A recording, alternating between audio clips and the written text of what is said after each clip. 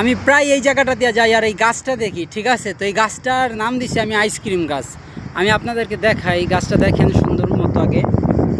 এই গাছটা এটা কি ফল এটা আমি নিজেও জানি না, কিন্তু আমি যখনই যাই ভাবতেছিলাম একটা ভিডিও করুম আপনাদের সাথে, সবার সাথে শেয়ার করুন।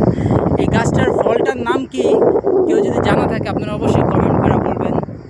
আর এইটা আমি আইসক্রিম নামটা এর জন্যই দিছি, কারণ এটা কোন আইসক্রিমের মতো দেখতে পারতেছেন আপনারা। এখানে সারিতে সারিতে কিন্তু ইয়া হয়ে রয়েছে, দেখতেছেন এই যে কোন আইসক্রিমের মতো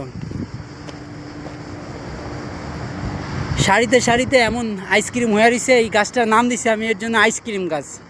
এই যে গাছটার গঠনটা দেখেন, মাশাআল্লাহ, আল্লাহর কুদরত, আল্লাহর নিয়ামত, চারো সাইডে এই গাছটা আছে। এই যে দেখেন,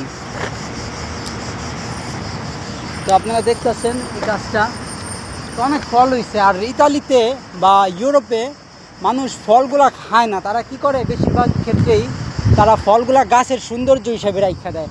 এই যেমন দেখেন, এই যে একটা ফল হয়েছে, আবার এই যে দেখেন এইটা নষ্ট হয়ে গেছে গা। তো ইউরোপে এটা তারা সৌন্দর্যটা খুব পছন্দ করে, তারা খাওয়া দাওয়াটা তো পছন্দ করে না। তো প্রতি কয়েকটা গাছ দেখতেছি চারো সাইডটা মানে পইয়া হয়ে গেছে গা, ওই যে ফলগুলা পচা যেতেছে গা গাছের ভিতরেই। ওই যে আপনারা দেখেন,